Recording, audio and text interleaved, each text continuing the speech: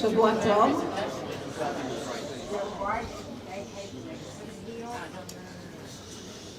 Welcome everyone for the lecture of Shurat Hadin, Israel Law Center,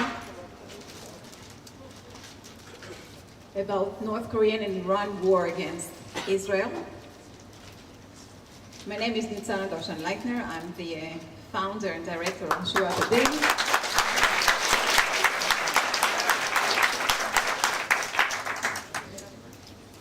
And I want to tell you how we know Professor Bruce Bechtel, our speaker tonight. In 1972, a horrible terror attack happened in the Lord Airport attack. Lord Airport, today Ben Gurion Airport in Israel. It was done by a terror cell from the Popular Front for Liberation of Palestine, along with the Japanese Red Army. Right. And we all remember the name Kozo Okamoto, yes. But he had two partners that went and planned to carry out attack.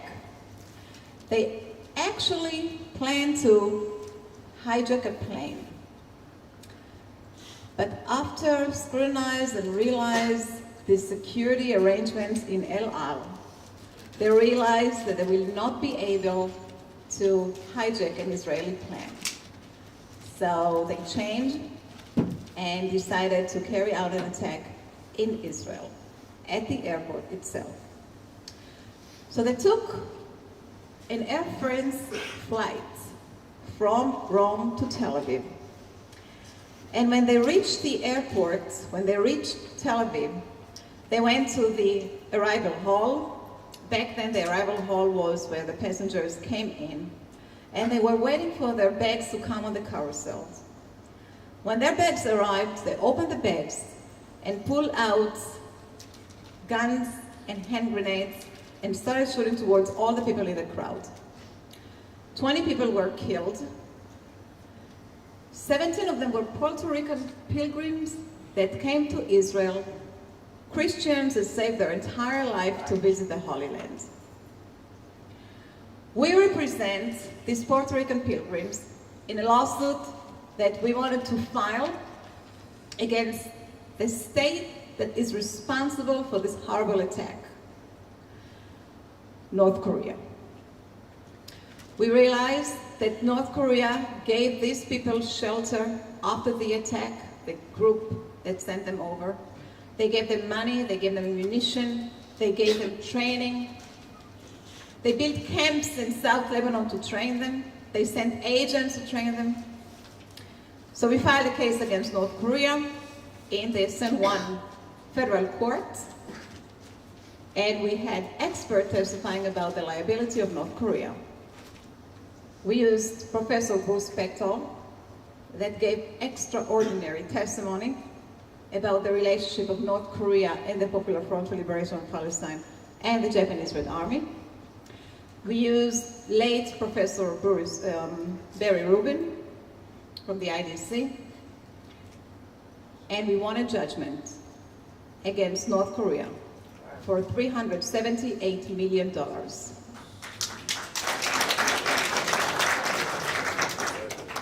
Later on, we filed more cases against North Korea. During the Second Lebanese War, Hezbollah shot missiles towards Israel. And they shoot them from underground tunnels that North Korea helped building. This is one of the topics that Professor Bechtel will speak about. And we have another lawsuit against North Korea on behalf of Christian priests that was kidnapped from South Korea and helping to cross the border from North Korean refugees to China, help them to escape. Has nothing to do with Israel, but when we were asked to represent the family of this priest that was kidnapped by North Korea, put in jail in North Korea, was starved and tortured to death in North Korea, we did not say no. And we filed these 2 more cases. We won judgments, and now we're working on enforcing them. This is our connection to North Korea, and when we learned that Mr. Bruce Bechtel will be coming to Israel, we thought it would be a great opportunity to introduce you to you. So before we are introducing Professor Bechtel himself, I would like to introduce Avi Leitner, that will tell you just a little bit about our coming program, and will introduce the professor. Thank you very much, and have a wonderful evening.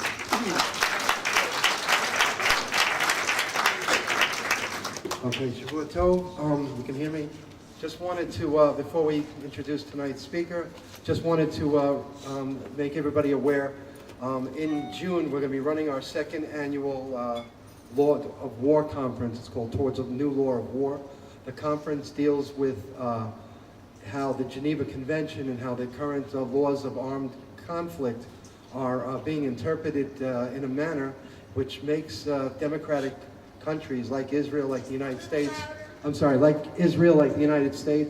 unable basically to fight, and be able to defend their civilian populations with this asymmetrical warfare that's being carried out against Israel and against other Western countries by terror groups. The deck is definitely slanted against Israel and against other democratic states. Israel's not able to fight back. Every time we fire 1 rocket, fire 1 bullet, they claim that we're killing civilians. They're free to fire rockets and open fire on Israel from kindergartens and from schools and from mosques, and there's no even playing field.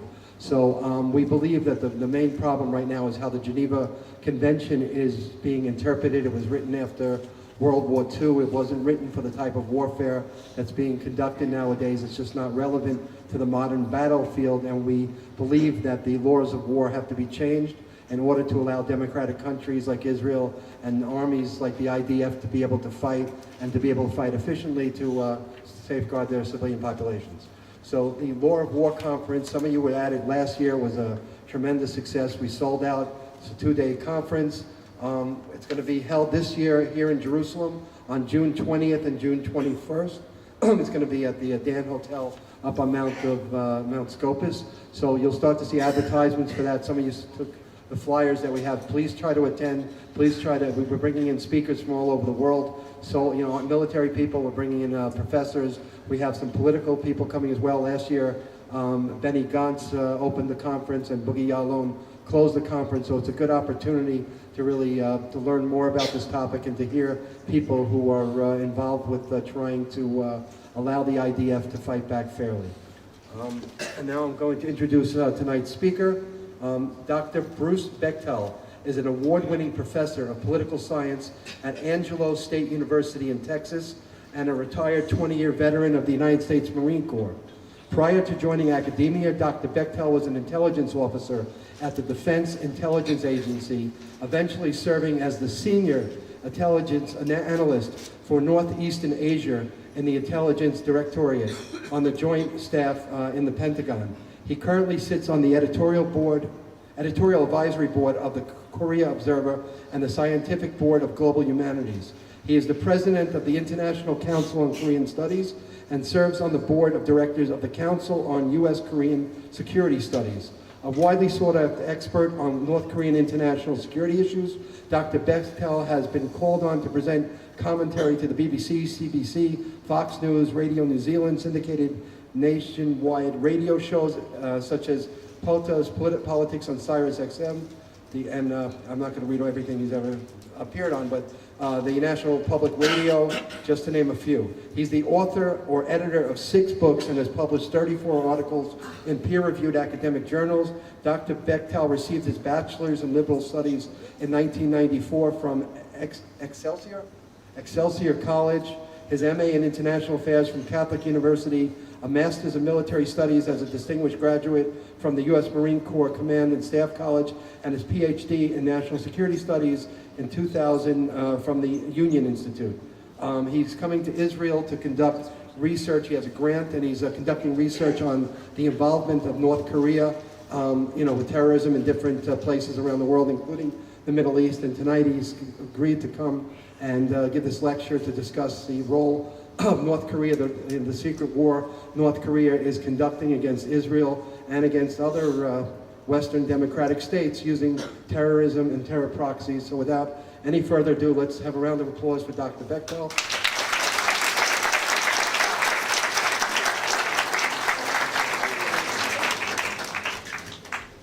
How y'all doing?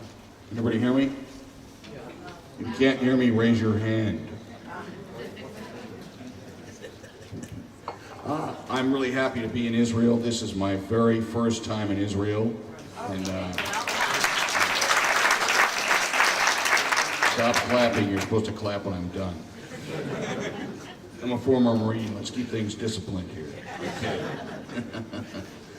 Tonight I'm going to talk to you about the North Korean threat to Israel, specifically in the Middle East. Every single slide that I put up here tonight is going to be relevant to the security of Israel. Now, we all know that the United States finds North Korea to be an extreme threat to our national security interests.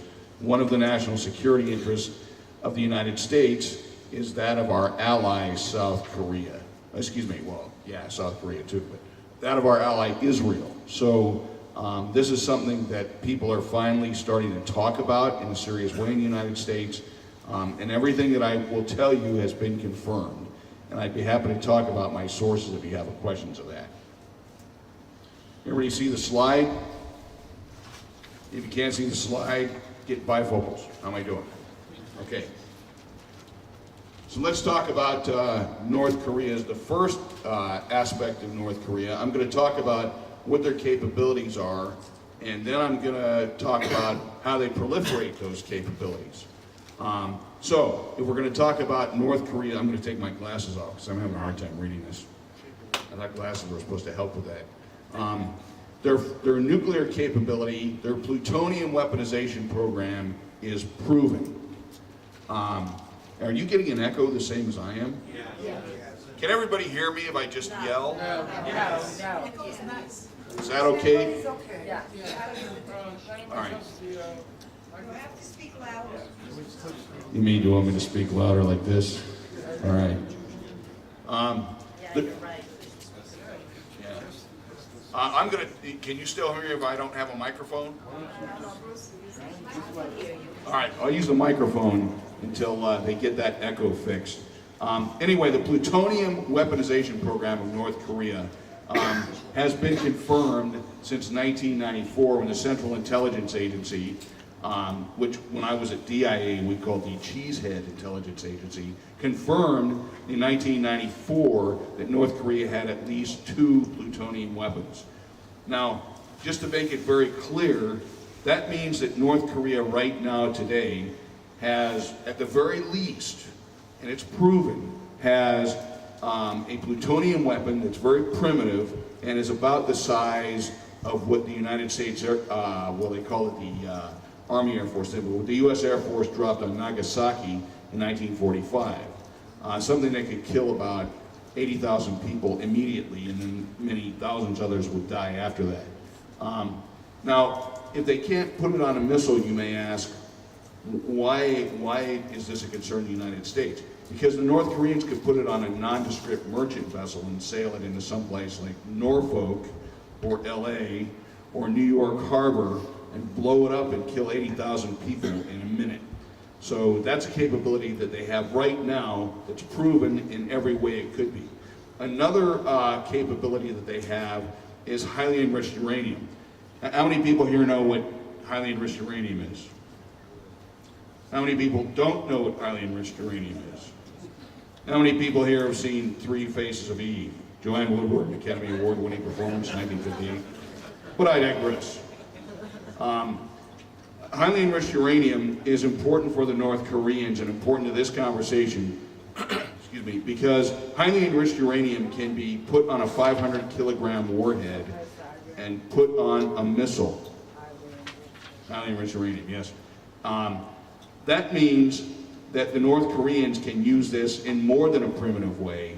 They can put it on a warhead that goes on specifically the Nodong missile. And the Nodong missile for North Korea can hit Tokyo. They got these plans. I'm off. Everybody hear me better? Much better? Good job. Bravo Zulu, or as they would say in Morse code, da did it, da did it. So that means they could put it on a missile, and the North Koreans could, and fire it at Tokyo, kill those people kill 80,000 people in a minute, as I said. Why is that important to Israel? Well, because they sold the same missile that they can hit Japan with to the Iranians. The Iranians call it the Shahab 3, and we'll talk more about that. North Korea shows no signs of slowing down its nuclear program. We all know that. Everybody knows about the test in January, right? Okay. What about ballistic missile programs? North Korea put an ICBM through all 3 stages of its flight for the first time successfully on 12/12/12. Now we have the Korean consul here, and I want to thank you for coming, by the way. But everybody who understands Korea knows numbers are really important, right? My wife's a member of the 386 generation, so we all know numbers are a big deal to Koreans. So 12/12/12 was symbolic. The 12th of December, 2012, the North Koreans successfully tested a 3-stage missile for the first time. They did it again last month. On February 7th, 20 minutes before the Republican debate, I might add, was about to go on a Saturday, they again tested a missile, a 3-stage missile, from the launch pad at up in the northwestern part of the country. This time it was very important, and I'll explain why. That will be on a later slide. This missile is capable, and this by the way is an example of the ranges of their missiles. This missile has the range to hit Alaska, Hawaii, and probably the 3 states that sit on the west coast of the United States, but not Texas. That's right, baby.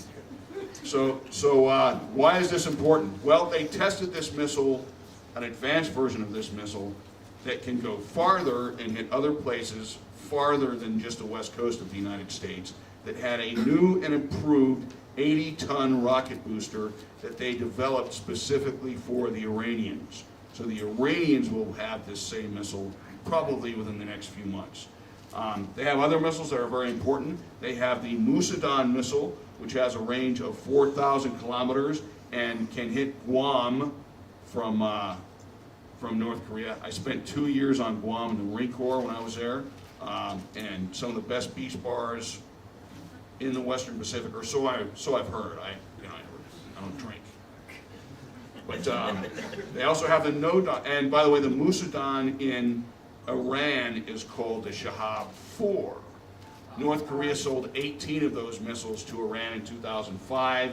They successfully tested it to a range of 4,000 kilometers in 2006, and the Shahab 4 can hit NATO headquarters in Brussels from Iran. So we got that going for us. They have the Nodong I talked about already, range of 1,500 kilometers, can hit Israel from Iran, and can be equipped with a HEU, highly enriched uranium warhead, which the North Koreans have been helping the Iranians to develop. Then they have Scuds. The very first missile the North Koreans ever got, they got from the Egyptians in 1979, and just like their South Korean brethren, who are really good at making lots of things that have nothing to do with war, they turned it into their own system. And 4 years later, they sold their first Scud B to Iran, a whole bunch of them, and that was the missiles that they used to fire at Iraq in the Iran-Iraq War of the Cities. Remember that back in the mid-'80s? Yeah, okay. So interesting stuff. How about chemical weapons programs? If anybody gets bored, raise your hand. I'll start tap dancing on the stage. North Korea has probably the best developed chemical weapons program among rogue states. It's more developed than the Syrian chemical weapons program. It's more developed than the Iranian chemical weapons program. How do I know that? Because they help both those countries develop their chemical weapons programs. And I listed the types of chemical weapons that they have here. They have, and this has been proven from defector testimonies, they have tested these chemical weapons on human subjects in North Korea. So if you're somebody who's a prisoner, your family's fallen out of favor, these have been tested on human subjects in North Korea. One of the few countries that I know of that's ever done that in the history of mankind. You don't hear you when you're fading out. Am I fading out? Can you hear me now? 5,000 tons of chemical weapons agents. I asked our South Korean allies last August when I was in Korea for 3 weeks why they say 5,000 tons, because that estimate has been around for at least 15 years, and the answer has always been, that's the last estimate we had. But they have a lot. And you can hear me now? Still not clear. Hold it this way. Hold it perfect. How's this? Yeah, exactly. Everybody better? All right. I'll be singing later, by the way. So key platforms for launching chemical weapons are Scud missiles and artillery. And when I say artillery, does everybody know what an MRL is, a multiple rocket launcher? That's their primary method for launching short-range chemical weapons, and they've of course done that with the Syrians. They helped the Syrians with their program. I'll talk about that later. Proliferation of their chemical weapons program to the Middle East is a big concern. Way back, like 15 years ago when I was an analyst at DIA, the North Koreans used to go out to Syria every year and do an exercise with the Syrians in full mop gear. Everybody here knows what mop gear is, right? We put on the whole floppy suit that makes you sweat a lot, and you put the mask on and all that stuff. They did exercises with live chemical weapons going way back into the late 1990s with the Syrians. And they've done more, and I'll talk about that later. North Korean TTP, tactics, techniques, and procedures. There are several things that they do to proliferate their weapon systems. They'll place North Korean weapons on a cargo ship, a container ship, and they'll actually place them among legal stuff. And usually these weapons, they could range on anything from small arms to, ballistic missiles, are on a ship that's not even flagged to North Korea. But when those ships sail, typically what North Koreans do is, let's say a ship leaves Nampo Harbor, which is the port that serves Pyongyang. When those ships leave North Korea, they will change planes as often as 24 times before they hit their final destination. It is next to impossible to follow those guys unless you actually plant a bug on the hull of the ship. Not that we've ever done that. So that's one thing they do. They take advantage of loose transshipment regs, false cargo declarations, etc. And why is it so easy for them to do that? Does anybody know why that is? Anyone? Bueller? Money. Huh? Money? Well, that's that's partially correct. Because most of those shipments go through China first. And China lets the North Koreans, or at least they have up till now, pretty much do whatever they want with those shipments. So it's very easy to do. They use phony front companies to hire ships. They'll use aircraft, fly those through China, and they'll often operate through a completely falsified web of intrigue. North Korea, everybody hear about the UN sanctions that just happened a couple days ago regarding North Korea? You know why those probably aren't going to work as well as we'd like them to? China. Yes, because China has, since the very beginning, since we started putting sanctions on them, always gone out of their way to water those sanctions down. Then once the sanctions are actually implemented, they just don't enforce them. China has a border of 870 miles with North Korea. That stuff goes across that border all the time. And they fly through China. Can I ask a question? Why The answer is B. Why is it in China's interest to allow North Korea to do that? Because China doesn't want North Korea to collapse.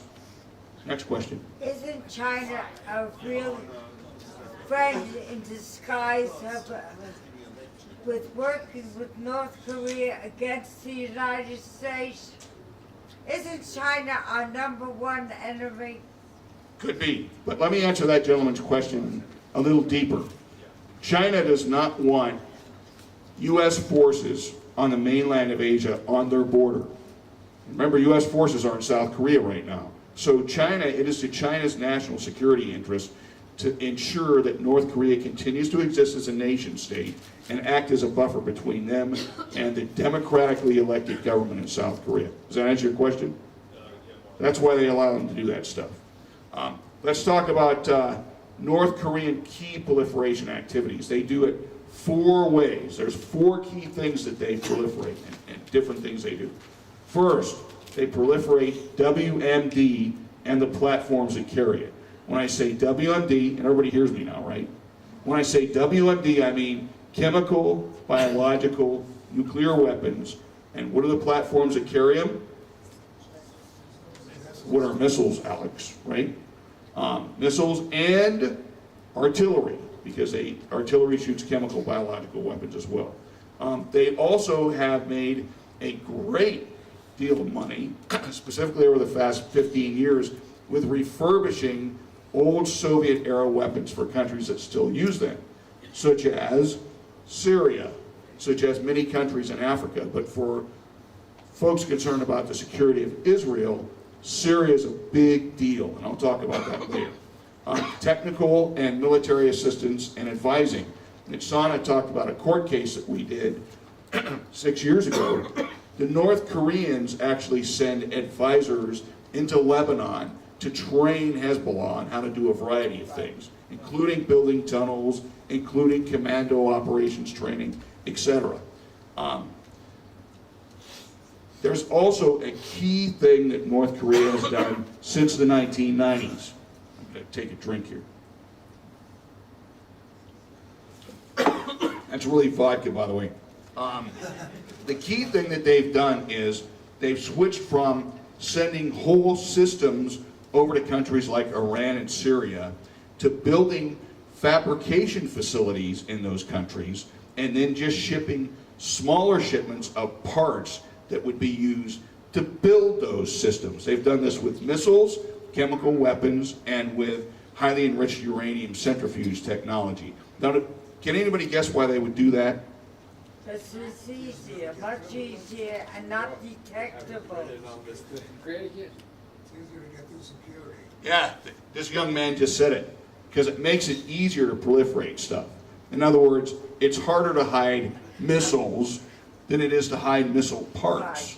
Right. So they send this stuff to countries like Syria and Iran, both countries of which have Scud missile fabrication facilities. Iran also has Nodong fabrication facilities. They call it the Shahab 3. They send it to these countries, and then they have North Korean advisors that help them put these missiles together and even test them. So that has been a very successful way that North Korea has gotten around sanctions, really since about the beginning of the 2000s. Let me go back here. Okay. I have a question, if I may. The answer is C. Regarding the so-called Iranian deal, was any of this, obviously the U.S. government knows about it, was any of this put into the negotiations to negotiate with Iran? I'll talk about it on a further slide, I promise. All right? Okay.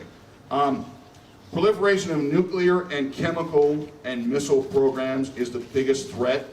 Their most important customers are, as I said, Iran and Syria, and it includes nuclear, chemical, biological, even to Syria they send biological, and the platforms, and as well as the assembling facilities. It also includes today, right now, as we're here sitting in this room, large-scale assistance and advising services. In other words, when Iran has a fabrication facility that puts together Shahab 3, which is basically just a Nodong with Farsi written on the side, when they put that missile together, it's not their missile. It's a North Korean missile with North Korean parts that's put together with North Koreans in their factory. So just keep that in mind as we see the ludicrous Iranian, we just fired another one of our indigenously produced missiles. Well, not exactly. Also includes lots of advisors that do lots of other things, such as training, both for Iran and Syria. And a lot of that training takes place in places like Lebanon and Iran. But it's important, and as I have in the slide here, I said from cradle to grave. So when Iran buys, let's say, a series of no-dong missiles from North Korea, or these missiles are produced in their factory, the North Koreans test it for them. They help them assemble it. And then they help them test it when it's test fired, and then they stay there for future systems. So it's kind of like buying a Kia, right? I have a 10-year guarantee on my Kia. I drive a Kia Sorento. At least I used to until I gave it to my daughter to drive. But she's at the University of Iowa. Go Hawkeyes. But you know, it's exactly that kind of deal. Cradle to grave. And it's been very useful for both Syria and Iran and North Korea. In Iran's case, it's been ongoing without a stop since 1983. So, let's talk about Iran specifically. And if I don't answer the gentleman's question, raise your hand again, or yell out, or beat me with a stick. Iran is North Korea's oldest, most robust customer.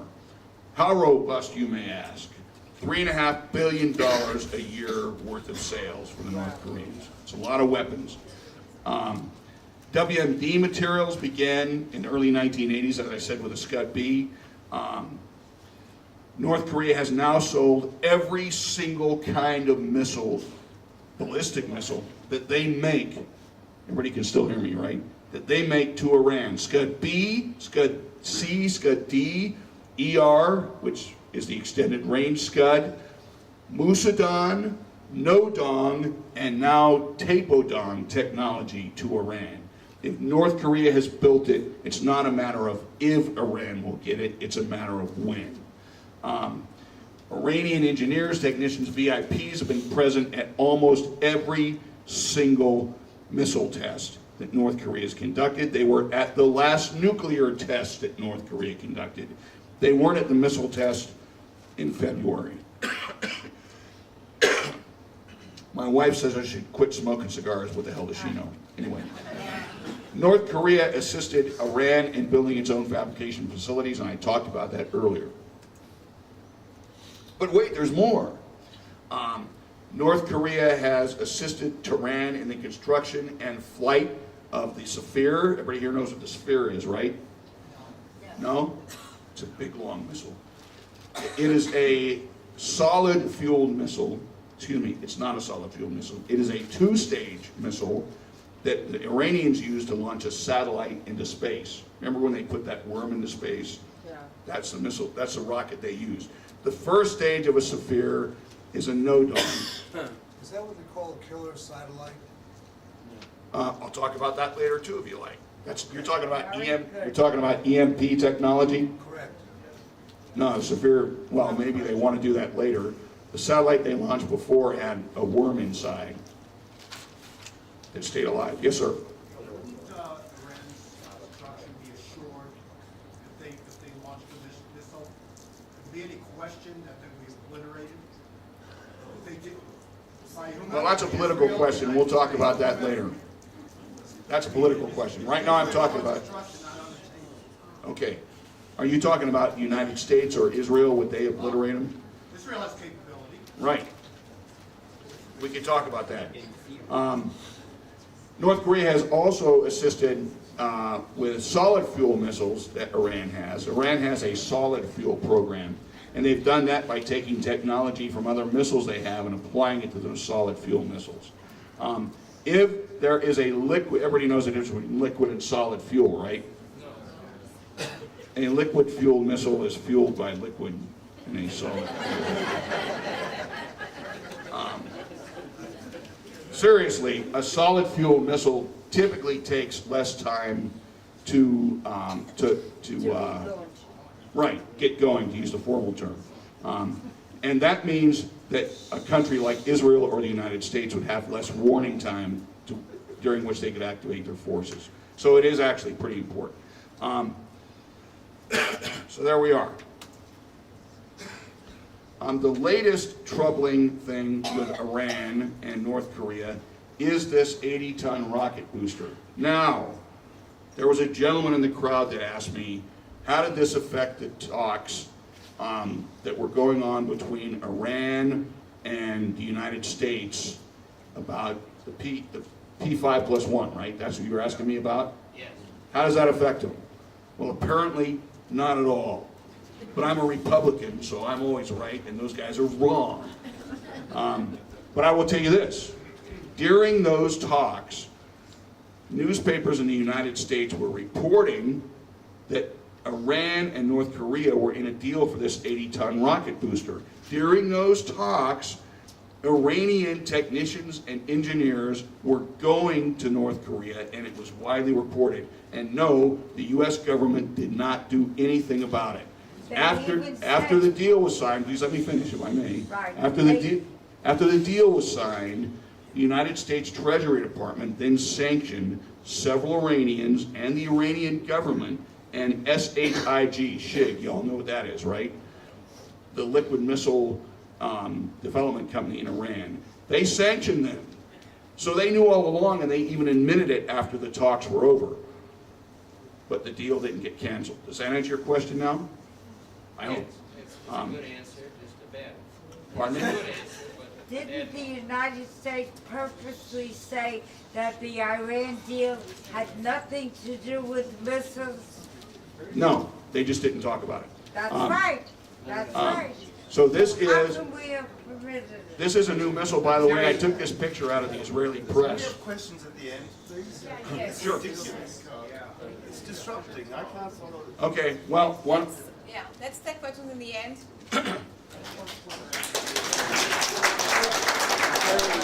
Obviously, nobody was listening to me. I said, hold your applause till the end. Okay, let's talk more about about North Korean proliferation to Iran, nuclear and chemical weapons programs. Now, let me give you some background on this. In 2001, when the Bush people came in, they were told, surprisingly, by the Clinton people, oh, by the way, as we're leaving, North Korea has a highly enriched uranium program that we have never discussed with them or released in public. Enjoy your stay in the Pentagon. So, you know, the Bush people, you know, got right on this. In 2002, Ambassador James Kelly went to North Korea. You guys probably know about this. Certainly the Koreans in the crowd do. And said to the North Koreans, you have an HEU program. We know about it. Stop. And a few months before they had done that, remember what was going on in 2001 and 2002, right? The war in Afghanistan. We actually this was Colin Powell, told the Pakistanis if they didn't stop selling that HEU technology to North Korea, we were going to cut off all foreign aid to Pakistan. So right before those talks James Kelly engaged in, the aid to the Pakistanis cut him off. Meanwhile, he goes to North Korea in 2002 and says, you got an HEU program. And the North Koreans, I don't know, why you say it? We don't know. No, HEU, I don't know, how you spell it again? And showed them pictures of centrifuges being offloaded from airplanes, etc. So very important stuff. Well, what happened after that? Well, then the North Koreans did what they always do. They got angry. They kicked out the IAEA inspectors. And the Pakistanis also cut off another rogue state they were supplying with nuclear technology. That would be Iran. What does that mean? It means in 2003, North Korean technicians, engineers, scientists started heading to Iran to help them with their HEU weaponization program. Specific aspects of it. Let me give examples. They actually built the underground facilities for Iran that they have their centrifuges in right now, this second. They also helped them with the same technology the Pakistanis had given them on constructing a warhead that would fit on a missile that the Iranians already had, the Nodon Shahab 3. Very interesting stuff. They're still doing that. There were so many North Koreans in Iran that were assisting them with their chemical, biological, nuclear, and their missile programs that the Iranians actually gave them their own resort to go hang out at on the ocean. So very interesting stuff. Well, you're probably thinking, Bruce, what about conventional weapons? Well, there's more. In 2015, the DPRK launched the KH-35 missile. Has anybody ever heard of this missile? No. It's an anti-ship missile. One guy has. Well done, sir. I never heard of it until I read about it. But the KH-35 missile, which can take out probably about 40% of the South Korean Navy. Not so effective against advanced shipping, but pretty good against a lot of stuff, including merchant shipping. Why is this significant to Israel? Well, because the kind of ship it's fired on, which you're looking at, that's actually a picture of the firing right there. It's fired from the same kind of ship which North Korea specifically built for Iran in 2002. The Iranians have 12 of these catamaran ships. Catamaran just means it's a low identity type ship, very difficult for radar to pick up. North Korea also built specifically for the Iranians what's called a Yono class submarine. The Yono class submarine is a small submarine, carries 4 guys, carries 2 torpedoes, 1 on each side, and it works well in the muddy waters off the west coast with rapidly changing tides of the Korean Peninsula. Where else do you see waters like that? Anybody know? Off the coast of Iran.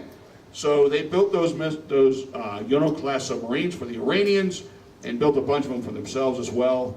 And we know that it's an effective sub because in 2010, the North Koreans sank the Chonan. Remember the Chonan sinking in 2010 in Korea? They sank the Chonan with a Yono class submarine. They also sell them lots and lots of other naval craft, artillery, tanks, lots of stuff. And they're at military facilities all over Iran involved in the training of Iranian troops. They work specifically with the IRGC, not just in training but in acquisition as well. Well, let's talk about Syria. Everybody knows that in 2007, the Israeli Air Force destroyed that facility in the desert. What you may not know is that that facility looked exactly like the facility at Yongbyon. Has everybody heard of Yongbyon? No. The plutonium facility in North Korea. The North Koreans, because they're clever people, they put a fake roof over the top so that you guys wouldn't figure out that it was actually an old style North Korean, literally North Korean style plutonium facility. Didn't work, obviously, because it was taken out by the Israelis. The CIA gave a very, very good brief, which I used as background for my second book, where they describe exactly how that was set up, who set it up, what North Korean scientists, engineers, etc. came over to Syria, and even how it was paid for. Can anyone guess who paid for this facility? Iran, which, as you know, in Morse code would be did it, da it, da it. You all know that. So good stuff, and thank God it's gone. Chemical weapons program. This is something that has gained a lot of publicity in the past 3 years because of the Syrian civil war, right? Well, the Syrians have gotten a lot of publicity about their chemical weapons program. What they haven't gotten a lot of publicity about was how they got it and who trained them on it. North Koreans actually built a chemical weapons facility for the Syrians near Aleppo. North Koreans have actually been either right on the battlefield or near the battlefield, helping them specifically mate up these weapons, the warheads for the Scuds, and the Syrians use 122 millimeter multiple rocket launchers to fire these things into towns and cities, as you know. And the North Koreans have been there from cradle to grave, again, helping out with that chemical weapons program, which has proven to be very effective. Now, as a Korean specialist, when I watched what was going on in Syria, and me and a bunch of my friends, fellow Koreanists, were sitting around drinking beer one night, although I want to tell you, I normally don't drink that much. And we were talking about this, and we agreed. The North Koreans have basically used Syria as their training ground to improve their own chemical weapons program, because they're seeing what works, what doesn't work, what works best.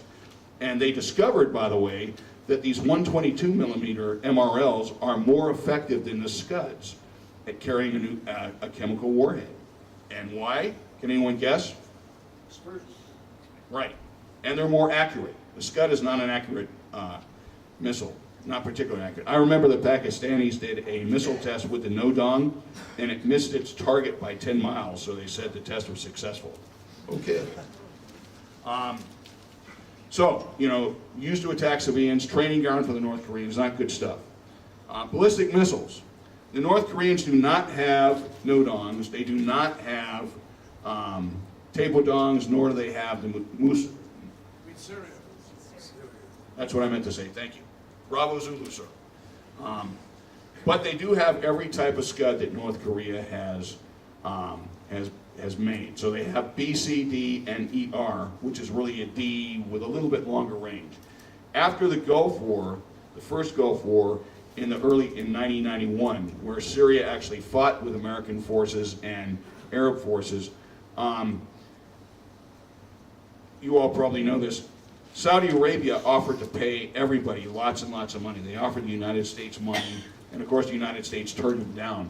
Well, Syria accepted that money, so suddenly they have all these hundreds of millions of dollars from the Saudi government. What are they going to do with it? Well, they use that money to make a contract with the North Koreans to put together a fabrication facility where they could put together Scud-Ds on their own soil. And that factory is operating today. So, interesting stuff.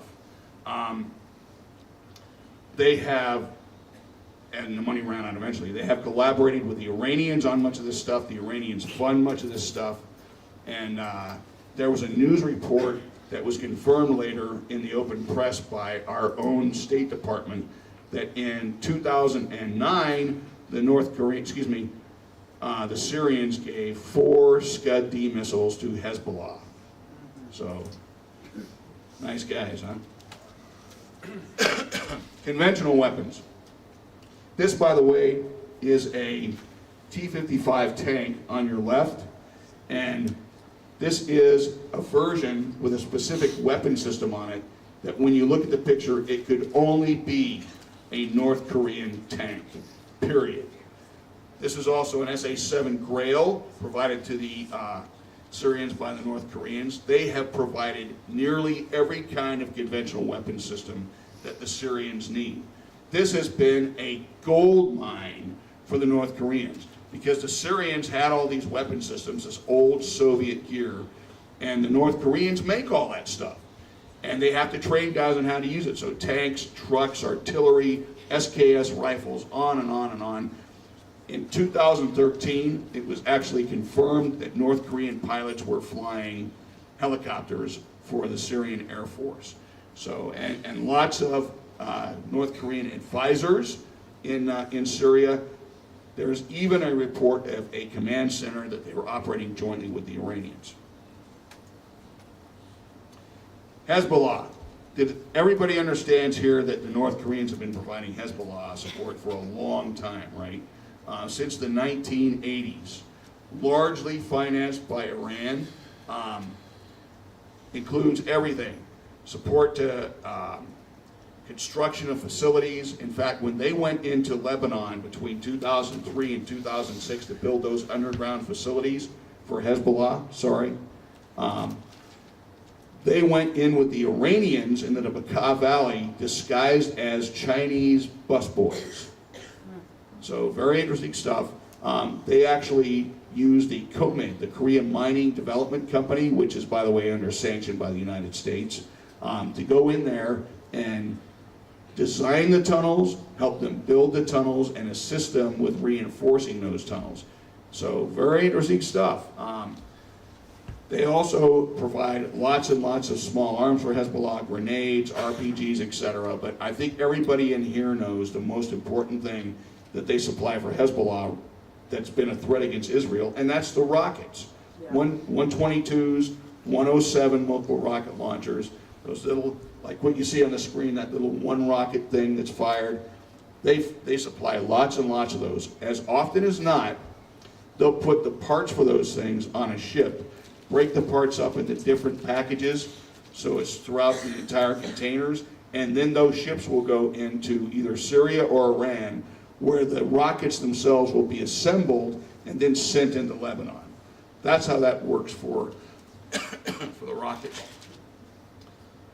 Chemical weapons, nothing for sure, but there are several reports that Hezbollah and North Korea are trying to work out a deal where they can put chemical weapons on the multiple rocket launchers that they have. Remember, the 122 millimeter multiple rocket launchers that Hezbollah has is exactly the same as the MRLs, the 122s that the Syrians use to launch chemical weapons at their own people. What about Hamas? Does everybody remember this? The tunnels that Hamas had going into Israel? Those were, no doubt, built with North Korean training. What we don't know is where they did it. I mean, you guys are experts on this more than I am, especially guys like Avi, but to my knowledge, it would be very difficult for North Korean operatives to get into the Gaza Strip and actually assist with these tunnels. No? Okay. Well, then certainly possible. The Hamas people were trained by these tunnels. Yes. Well, actually, they were trained by North Koreans. Yeah. So what I have heard people opine about, I don't know if this is true or not, is that perhaps they got that training in Iran or in Lebanon, as you said. Yeah. But there's one thing that we know for sure. They were trained to build these tunnels by North Koreans. There's also a report that's been certified several times that North Koreans sold 122s and 107 millimeter rockets to Hamas. About a $300,000 deal, I believe, was what that was for. And that sale was direct, an agreement signed directly between Hamas and North Korea. And as I said, when it comes to Hezbollah and Hamas, most of that is largely financed by Iran. But the way the deals have gone down is really interesting. Sometimes it's between the North Koreans and Syria and these organizations. Sometimes it's between North Korea and the IRGC and these organizations. And sometimes it's directly. There doesn't seem to be a set pattern. But what matters is that these weapons are streaming into the Middle East. They're being pointed at Israel, and they're coming from North Korea. So, we're almost done here, and then I can answer lots and lots of questions if anybody's still awake. North Korean assistance has been a key factor in the rapid development and capability of Iran's ballistic missile program. Let there be no doubt in your mind. That is a fact. That is not just an assessment. That's just the way it is. North Korea's assistance has enabled Iran's HEU program in a variety of ways. We can confirm that the North Koreans built those underground facilities for their centrifuge facilities for the Iranians that make it very difficult, for example, for an Israeli F-16 with bunker buster bombs to take them out. They're just the best underground facilities in the world. So we can confirm these types of things. The Syrian civil war has been a gold mine for the North Koreans. Now, something happened last year that may kind of put a kibosh on that, at least somewhat. Everybody knows what that is, right? The Russians came in. The North Koreans don't make T-90 tanks. So that's way too advanced for them. And did anybody see that YouTube about one of the rebel groups taking out a Russian T-90 tank? Was that 2 weeks ago? Yeah, so, you know, the Russians are doing some things for the Syrians that the North Koreans just simply can't do. They're just not as advanced as the Russians are. But we know the Iranians are still over there, so the North Koreans are probably still over there. Well, they have to be over there. They're doing lots of other things for the Syrians. What I think is really interesting is not so much that. We know that Syria is being enabled much more effectively now that they have the Russians on board. What I'm interested in knowing is how are the Russians and the North Koreans and the Iranians coordinating over there. I think that's very interesting, and I've seen nothing on it so far, but you know, that's something I can, if any of you see something on that, send me an email. Please. I have cards up here. North Korea's assistance to Hamas and Hezbollah has served to help those guys become a much greater threat against the state of Israel. Now, of course, the North Koreans are doing this because of and financed by the Iranians, but they're doing it. And I've told anyone who asks me at any of these lectures, North Korea will sell anyone to anybody that pays for it. And they do nothing for free. This is not about ideology. So things to keep in mind. How do we stop this? Everybody knows what PSI is, right? Peace and Security Initiative? No. It's the Proliferation Security Initiative. Signed in Poland in 2002, an initiative of the Bush administration, where now 98 member states, including Israel, have agreed that they will stop proliferation where they can using the resources that they have, including stopping ships on the high seas, etc. Who here thinks that's worked well? I mean, it looks great on paper, right? I mean, Yeah, Libya, son. yeah, exactly. I mean, it looks great on paper, and Israel's actually, you know, they more than anybody else has stopped some real stuff. But it's probably the best thing to equate it to, the best corollary is how many of the drugs does the United States stop that are entering in the United States from Mexico? What, like 2% maybe? And it's the same way with the Proliferation Security Initiative. It looks great on paper. And I would tell you the same thing about sanctions. It looks great on paper. So I'm going to tell you what the solution is. And then everyone in here will, Japanese style, go, ah, so das. Konnichiwa, baitoshi. And I'll talk about that. But before I do that, let me talk about what's coming up with Iran. And everybody here cares about these national security issues, or you wouldn't be here unless you're coming for the free wine. No wine. It's not free. That's communism. Now, what's a lesson that Iran learned from North Korea? Deny, delay, delay, deny. What do I mean by that? Think about it. When Iran got their nuclear weaponization program, they denied they had it, right? When they finally agreed, well, maybe we do have it, they delayed talks, right? They delayed talks, and they delayed making any real decision. By the way, to get back to the question that gentleman asked back there, the agreement that we have with Iran is all about their nuclear program as if nothing else exists. That's right. It's not, you know, just crazy. So you delay the talks, then you delay implementation of the talks. And what does that mean for a nuclear or a missile agreement? Then go on and on. No. Verification, right? They delay verification, right? Because verification is how you prove those things are actually going along. That's how North Korea and the United States had their falling out right at the end of the Bush administration when they told us, yes, we've dismantled our nuclear program. Of course, they've had 2 nuclear tests since then, so I'm guessing that that was not true. And then, in the end, you deny inspection of the agreements you made, and that's the end. So you try and get all the goodies you can, and this is true for North Korea, and it's true for Iran. Everybody knows that, right? Get all the goodies you can before the other side finally says enough and walks away. So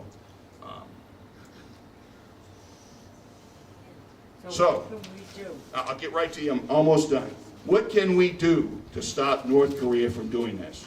I have the answer, okay? But nobody's listening to me.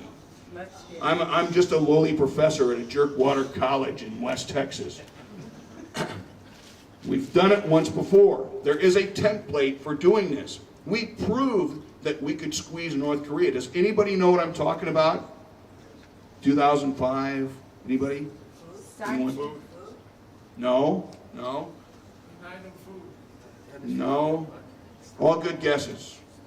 I'm enjoying this. In 2005, the Treasury Department sanctioned Banco Delta Asia in Macau. The Treasury Department said, if North Korean money's in this bank, there will be no American money there.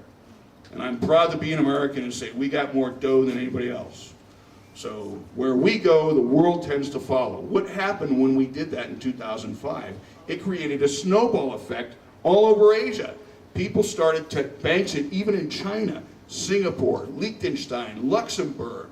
Southeast Asia started telling North Koreans, you cannot put your money here because we don't want the Japanese and the Israelis and the South Koreans and the Swiss to stop putting their money here.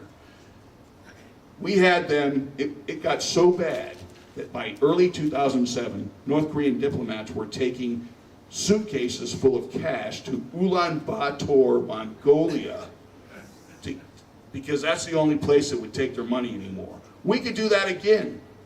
Hope you're hearing me. We could do that tomorrow, but nobody wants to do it.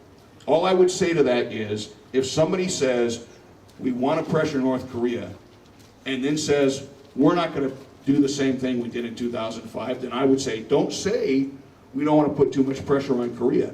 We don't want to back them into a corner, because that's what pressure is all about, getting them to that point where they're desperate. So that's the answer. That's how we can get North Korea to stop proliferating. That's how we can get them back to the bargaining table. I don't think it's going to happen within the next year. Everybody knows who the American president is, and I have my doubts. But that's where we are right now. I'm ready for questions.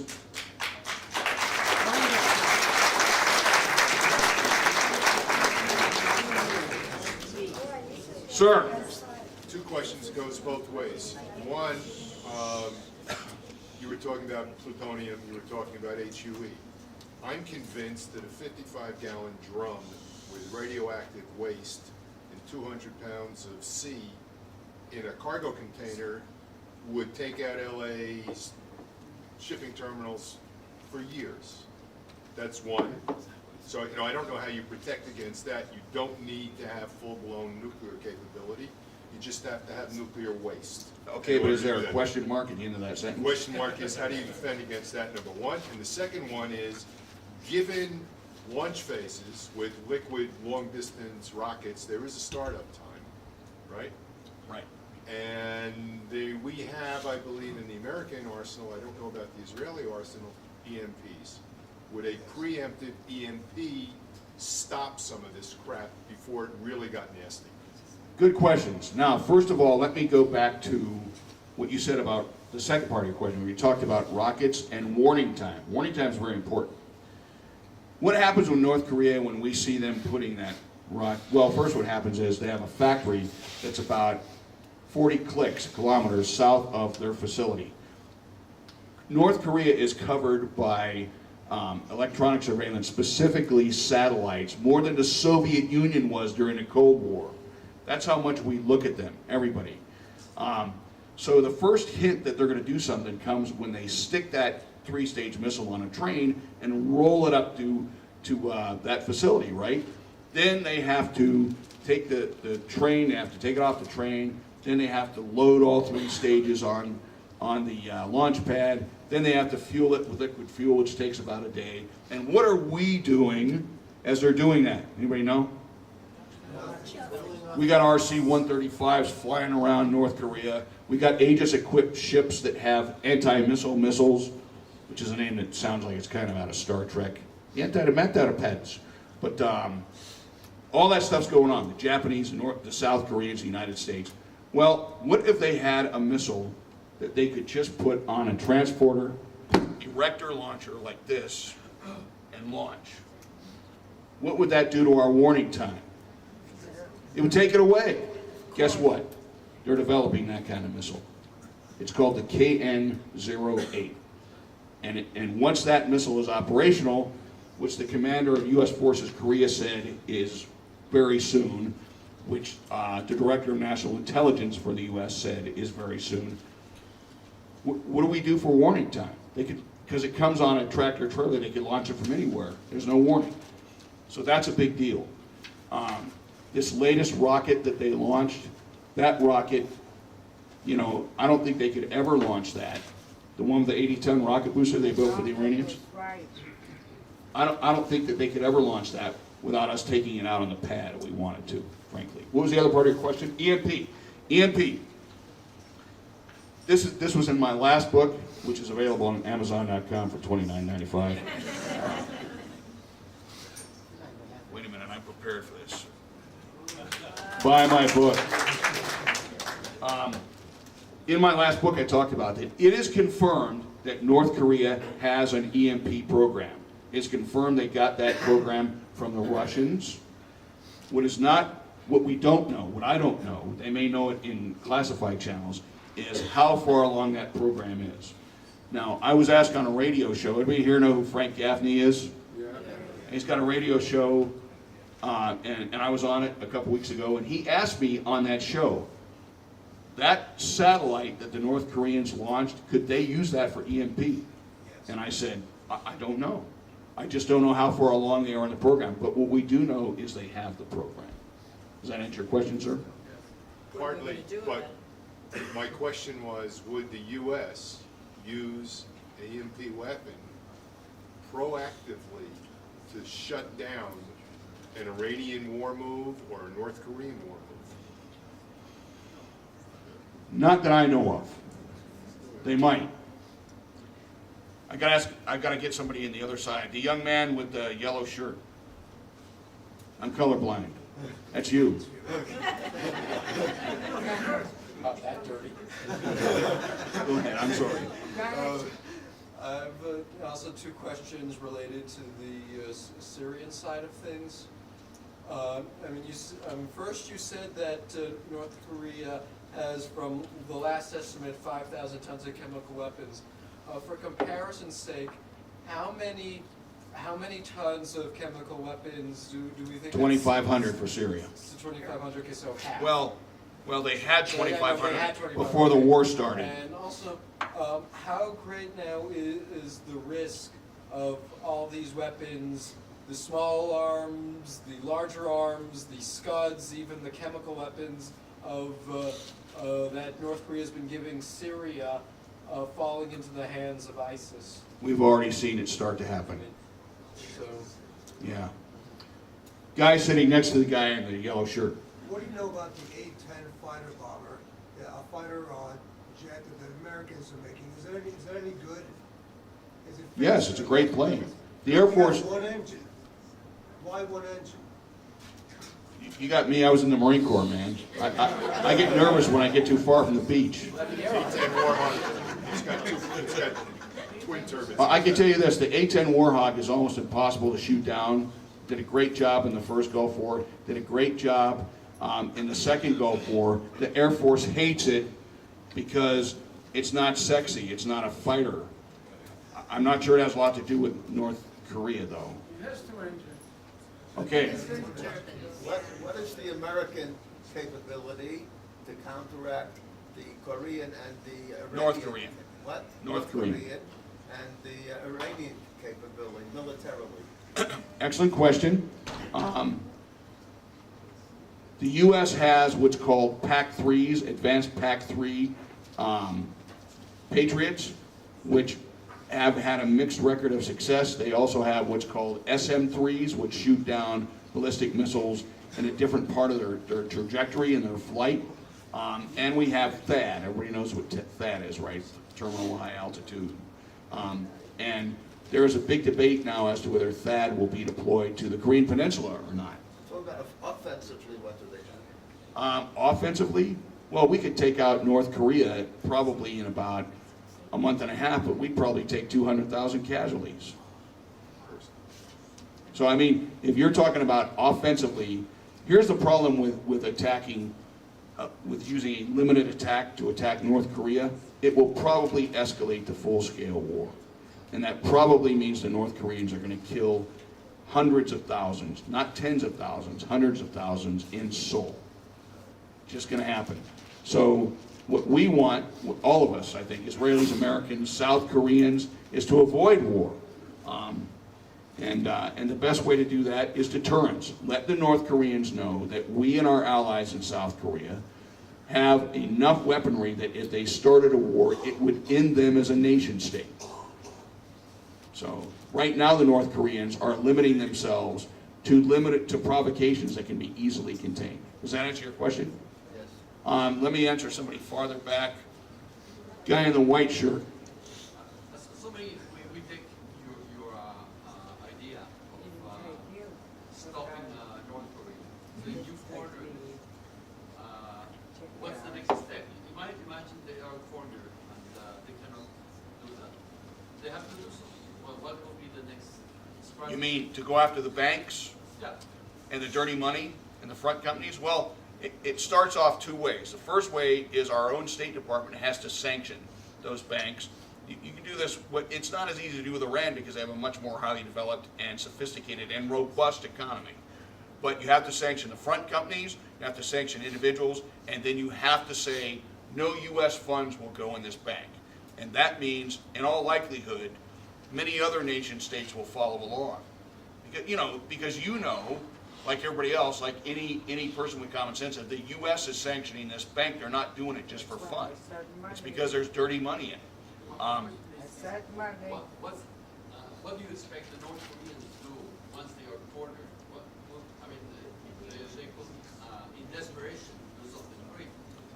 Not likely, but it's important to note that when one looks at, like the CIA fact book or looks at something from the World Trade Organization, what North Korea's economy is, what their GDP is every year, that's only the legal stuff. Their real economy, 40% of that is proliferation and illicit activities. So that means Kim Jong-un, or his father before him, Kim Jong-il, would find it next to impossible to keep his elite happy, that 5,000 or so people that run things. Those people drive Mercedes, they drink Chivas Regal, they live in luxurious townhomes. Once he's unable to support them, the government starts to implode. He can never let that happen.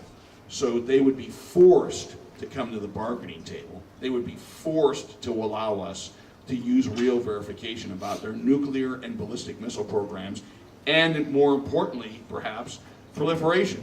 Because as I tell anybody who talks to me about the North Korean threat, they are not a regional threat. They are at least a two-region threat, because they threaten the region that they sit in, and they threaten the Middle East through their proliferation. Does that make sense to you? Guy in the back wearing gray thing. Is there any reason to assume that... Speak up, sir, I can't hear you. Is there any reason to assume that just like Iran has an apocalyptic belief system based on Islam, that North Koreans also have an apocalyptic belief system based on something that I'm not aware of, that would not cause them to react the way you're suggesting that they will in a rational way? Well, I've studied North Korea my whole life, most of my adult life when I was sober. And I would tell you, North Korea is a rational nation state. And I would say that only goes so far for Iran. North Korea is a rational nation state. Their number one goal is regime survival.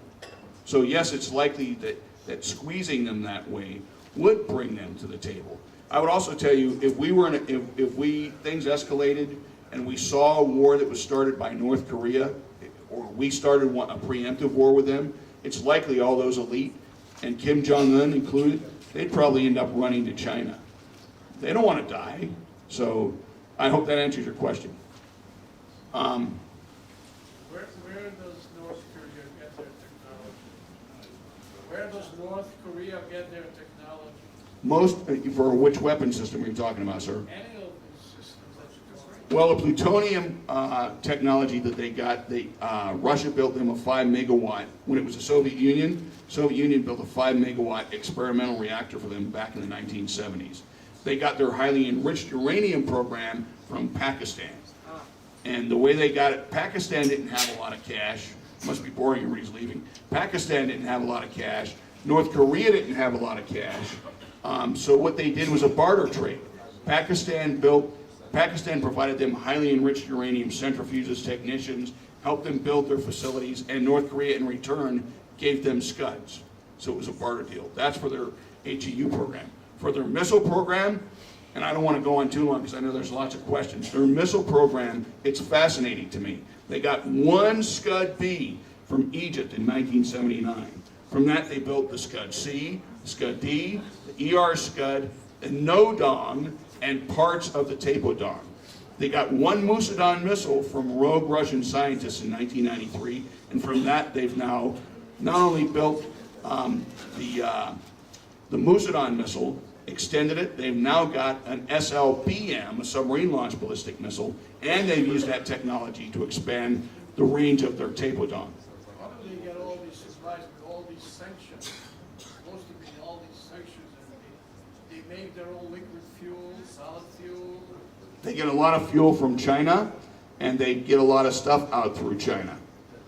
But it's, the United States Navy has half the ships today it had in 1991. It's hard to enforce. You saw that map I put up there of PSI. How do you enforce PSI when your Navy is half the size it was 25 years ago? That's right. It's difficult. Can I ask, please? After I get this guy. Yes, sir. Yes, if the North Koreans were attacked by America, would Russia come to North Korea's defense? No. Could you repeat the question? They don't, oh, he asked if North Korea was attacked by the United States, would Russia come to their defense? No, because they no longer have a mutual defense treaty. Ask the next question. Go ahead. Right. By the way, as I told Avi 2 days ago, my parents heard that every 6th child born in the world was Chinese, so they didn't have 6 kids, they only had 5, because they didn't want one. They didn't want one kid to be different than the rest, you know what I mean? At any rate, China does have a mutual defense treaty with North Korea. The question is, would they honor it? Tensions have been very high between North Korea and China since November of 2013. Does anyone know what happened then? No. Huh? No. You forgot? Good answer. What is I forgot, Alex? In November 2013, Kim Jong-un had his uncle, Jang Sung-taek, publicly executed with an anti-aircraft machine gun. Unbelievable. But not only did he have him killed, he had all the people in Jang's little spider web either killed or purged. Why is that important? Because Jang was the point man on China for North Korea. It ruined for months North Korea contacting anybody in China, and they're just coming out of that now, and North Korea continues to do things to anger the Chinese. But they do have a mutual defense treaty. So that's the long answer to, would Russia come to their aid? No. Would China? Perhaps. Person way in the back. Would the sanctions that are being dropped from Iran, or the sanctions that are being dropped, banking sanctions, etc., that are being dropped from Iran, allow Korea to shut off the banks? It would filter through money. Yes. So you can't shut, even shutting the banks. Yeah, well, here's what else it does. How much money was unfrozen? Yeah. You know, I'm reminded of when I was in driver's ed when I was 16, and I didn't know any answers, so he'd ask a question, and I'd just go along with everybody. It's kind of the sound I just heard. But anyway, that money being freed up gives Iran more money to spend on stuff like ballistic missiles. So I think that agreement definitely had an effect on the North Korean-Iran relationship. Plus it frees up Iran's ability to get their merchant ships around the world and their aircraft. You see what I'm saying? So not good. I was not a big proponent of Kerry's deal. And by the way, I didn't vote for him in 2004 either. Guy in the red jacket. Am I wrong in assuming that given America's actions over the last 7 years, 8 years, whatever, that the chance of the United States ever attacking any of these countries, any of these facilities, or stopping it in any way, whether it's even through sanctions, the chances of it seem to me almost nil. Am I wrong in assuming that? Let me put it this way. One second. Okay. And given the fact that the odds are that Hillary Clinton is going to be elected president, it's realistic. The odds are that Hillary will be elected in November. I feel like I'm in British Parliament. Or the Knesset. Okay. I think everybody knows this. Let me point out something, because I think we have several Americans in the crowd. Republican. X. Okay. Republican, Democrat. You talk to most people, patriotic people in the United States. They are fed up with U.S. troops being in the Middle East. They are fed up.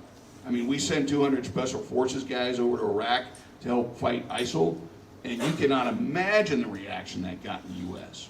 So, no, I don't see, I really don't see military action taking place. Now, that doesn't mean that if Israel were to take action, that the United States wouldn't support that, as they did in 2007. Remember that? The U.S. was fully supportive of that action, and in fact did a CIA briefing about a year later. Not under this president. Yeah, I don't see that happening. I just don't. Now here's the other thing. Diplomatic action was very important. The sanctions on Iran were very important, I think. They're going to be gone, right? So the big question is, we only have this president for another year. We don't know who the next president will be, no matter what you said. Trump taking this. Okay. We don't know who the next president will be, nor do we know if that president will actually enforce what is in that agreement, as weak as it is. Because there's no doubt in my mind that Iran's going to violate it. You see what I'm saying? That's just a big question. I can't answer it. But I want to answer somebody else's question. Okay. Guy in the leather jacket. Since, I guess, Japan and South Korea are the more immediate targets for North Korea, and they're more immediately at risk, and they're both pretty strong industrial countries, what are they doing about the threat to them coming? That's a very good question. I can answer you in detail. Japan has joined the U.S.-led ballistic missile defense system. Japan has PAC-3 Patriot missiles on the ground. In fact, they deployed them to Tokyo right before this test the North Koreans just did. And they have SM-3 anti-missile missiles on their Aegis-equipped ships. Okay? So they're doing what they're supposed to be doing. South Korea, in my opinion, has not made the moves they need to make yet. South Korea needs to get upgrades, more upgrades to their PAC-3 Patriot batteries, and they need to buy more Patriot batteries. You know where most of the Patriot systems are in South Korea? Protecting U.S. bases and U.S. facilities. Because we put them over there. They allowed us to bring them, of course. If you live in Seoul, you might as well just do this. All right. Because they don't, you know, they need upgrades and they need to buy more. They're very expensive. I know, I get it. BMD is very expensive. They don't have SM-3 anti-missile missiles on their Aegis-equipped ships. They have 3 of them. They need to get those. Again, very expensive. But the reason I say Patriot and SM-3 is the Patriot catches that missile in a different part of its trajectory than the other system, right? And they need to, and they're talking about it now, they need to get THAAD on the Korean Peninsula, which we would pay for, but they need to get that on the Korean Peninsula. China and Russia don't want THAAD there because it has a range of 571 miles, which means they could take out Russian missiles and Chinese missiles. Well, so what? It's a defensive system. It can't do anything offensive. So that's what those 2 countries can do. Take note. Yes, sir. Yes. So what, if you were advising the U.S. and the Israeli governments, what would you advise us to do that we're not doing to be victorious over North Korea? I'm glad you asked me that, because I did a op-ed piece in the Korea Times, which is the 4th largest paper in Korea, published in English, Chinese, Japanese, and Korean, of course, but not Hebrew. I'm sorry. I did an op-ed in that paper where I discussed what the United States should do for Israel. For one thing, I think there should be, and I haven't been a spy since 2003, but I think that there should be a great deal of focus on intel sharing with Israel, focused on Iran and what we can do with our satellites. Israel has great human. We need to share more of them based on satellite technology and SIGINT, etc. Okay, that's one thing. The other thing is, we need to make sure that we help our allies in Israel, that they have the same type of systems that Japan has. They need to have the best Patriot batteries in the world, THAAD if they need it, and they need to have the very best anti-missile missiles, such as the SM-3, for their Aegis-equipped ships. And we need to give it to them tomorrow. Does that answer your question? We're going to take last one question. Yes, Can I ma'am. ask you, if North Korea has all of this equipment, what does China have? A lot of stuff. By the way, everybody, I have, anybody who's interested in Syria, I have a few print-offs of an article I did in the Korean Journal of Defense Analysis. It's very technical. I did this article about 9 months ago, so it's up to date as of 9 months ago. Is it in English? Yes. Not Korean, not Hebrew either. So what has China have that we are aware and not aware of? China has a lot of stuff. Like what? What do you, missiles, tanks, trucks, artillery. Army in the world. Yeah, China is advancing its military as it advances its economy. So they're still not in our league, but they're getting there. That's the best I can tell you. Okay. Yes, ma'am. So if anybody wants to talk to me, I have cards up here. I got some stuff I can give you, and pins from Angelo State. Thank you so much for Professor Bechtel, and thank you for coming. Shavua Tov. So